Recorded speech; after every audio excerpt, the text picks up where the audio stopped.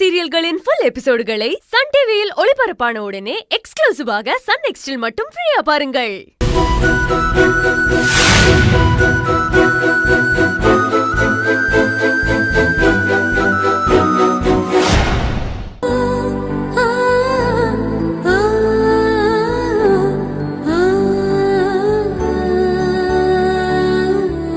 அஞ்சலி, இன்னும் நீங்க சாப்பிடலையா? ஏன் அஞ்சலி ஒரு மாதிரியா இருக்கீங்க? ஓ, ஆண்டி பேசுனதை நினைச்சு ஃபீல் பண்ணிட்டு இருக்கீங்களா? அதெல்லாம் நினைச்சு ஃபீல் பண்ணாதீங்க, விடுங்க. அஞ்சலி, என் கல்யாணம் முடிட்டோம், அதுக்கப்புறம் நீங்க இங்க இருக்க வேண்டாம்.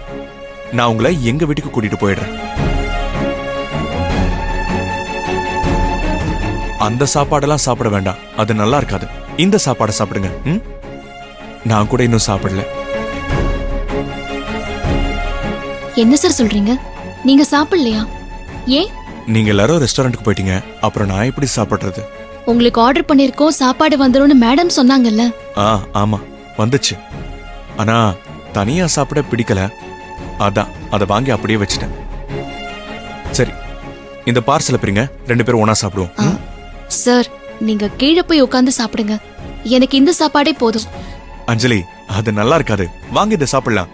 இதை பிரிங்க, சாப்பிடுவோம். சார், நீங்க கீழே போங்க சார், யாராவது பார்த்தா பிரச்சனை ஆயிடும் சார். அதெல்லாம் யாரும் பார்க்க மாட்டாங்க, நீங்க உட்காருங்க. வாங்க அஞ்சலி, உட்காருங்க. ஐயோ, அவங்க என்னடானா இவரை பார்க்க கூடாது, பேசக்கூடாதுன்னு சொல்லிருக்காங்க. இவர் என்னடானா நம்ம ரூம்குள்ளேயே வந்து கூட சேர்ந்து சாப்பிடலாம்னு சொல்றாரு. இப்ப நம்ம வேணான்னு சொன்னா இவர் வேற ஏதாவது பிரச்சனை பண்ணுவாரே, அவங்க பார்த்தாலும் பிரச்சனை ஆயிடும். நல்லா மாட்டிக்கிட்டு. சரி, இப்போதைக்கு சாப்பிடுவோம்.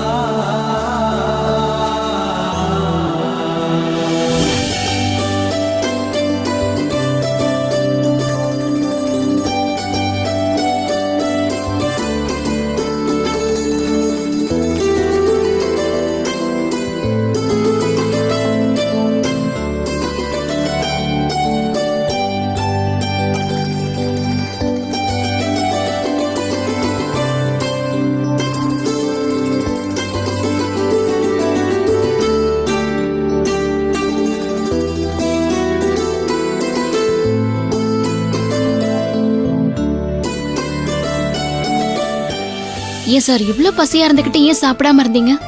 நீங்களும் தான் சாப்பிடல, அப்ப உங்களுக்கும் பசிக்கும்ல.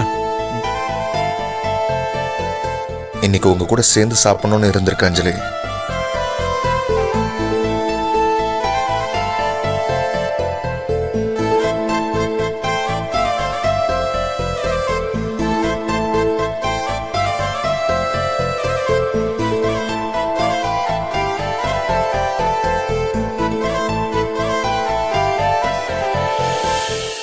குணா, அக்காக்கு ரூம்ல எல்லாமே எடுத்து வச்சிட்டாங்கன்னு பாத்தியா?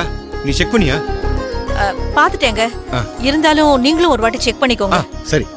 மாமா, என்ன பத்மா? என்ன மாமா, உங்க அக்கா வராங்கன்னு சொன்னதுமே ஒரு இடத்துல நிக்காம கால்ல சக்கரத்தை கட்டின மாதிரி பரபரப்பா சுத்திட்டு இருக்கீங்க. அது ஒண்ணு இல்ல பத்மா, அக்கா இந்த வீட்டுக்கு வந்து 10 வருஷம் ஆச்சு, அதான் எக்ஸைட்டடா இருக்கு. அதுவும் அக்கா எல்லா விஷயத்திலும் பர்ஃபெக்ஷன் பாப்பாங்க, அதான் எல்லாம் கரெக்டா இருக்கணும்னு ஒரு சின்ன பதட்டம், வேற ஒண்ணு இல்ல. அதான் ஆக்சுவலா கவியோட கல்யாணத்துக்கு தான் அவங்க வரதா இருந்தாங்க. ஆனா திடீர்னு என்ன நினைச்சாங்களோ தெரியல, நிச்சயதார்த்தத்துக்கே வரேன்னு சொல்லிட்டாங்க. அதான் எனக்கு என்ன பண்றதுன்னு ஒன்னும் புரியல. அவங்க வரேன்னு சொன்னதும் எனக்கு கையும் ஓடல காலும் ஓடல. சரி, நான் போய் அக்கா ரூமை பார்த்து எல்லாத்தையும் செக் பண்ணிக்கிறேன். அப்புறம் நம்ம ஆபீஸ் மேனேஜருக்கு ஃபோன் பண்ணி ஒரு 3 நாள் லீவ் சொல்லிட்டு மத்த வேலை அவரை பார்க்க சொல்றேன். இத வந்துடுறேன். கடவுளே,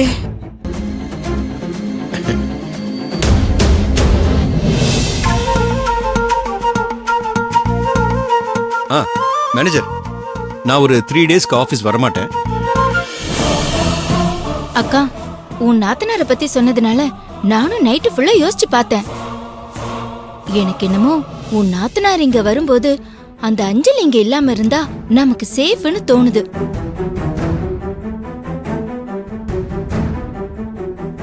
ஏன்னா ஏற்கனவே விக்கி இங்க மகேஷா இருக்கிறதே நமக்கு பெரும் பிரச்சனை. அந்த விஷயத்துல சமாளிக்கவே நம்ம பெருசா கஷ்டப்பட்டுட்டு இருக்கோம். இதுல அவ வேற இங்க இருந்தா அப்படின்னா நம்ம ஒவ்வொரு நிமிஷமும் பதட்டமா தான் இருக்கணும், நிம்மதியாவே இருக்க முடியாது. ஆனா அவளை எப்படி நம்ம அனுப்புறது? நீ என்னக்கா அவளை கூப்பிட்டு நீ இங்க இருந்து போடின்னா போக போறா. நீ என்ன இவ்ளோ ஈஸியா சொல்லிட்ட? அவ்வளவு சீக்கிரம்லாம் அவ போக மாட்டா.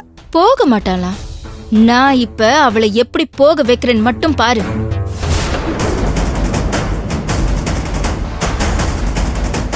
அதெல்லாம் கரெக்டா பண்ணிடுங்க. அஞ்சலி, இருங்க, நான் திருப்பி கால் பண்றேன். பத்மா, அஞ்சலி. பத்மா ஆ, இங்க வாமா. மாமா. இங்க வா. சொல்லுங்க மாமா. அஞ்சலி வீட்ல இல்லையேம்மா. வீட்ல இல்லையா?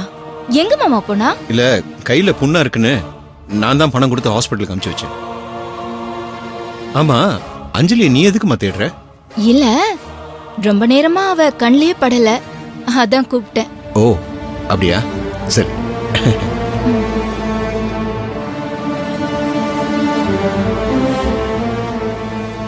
பணம் கொடுத்து இவர் அனுப்பி வச்சிருக்காரா?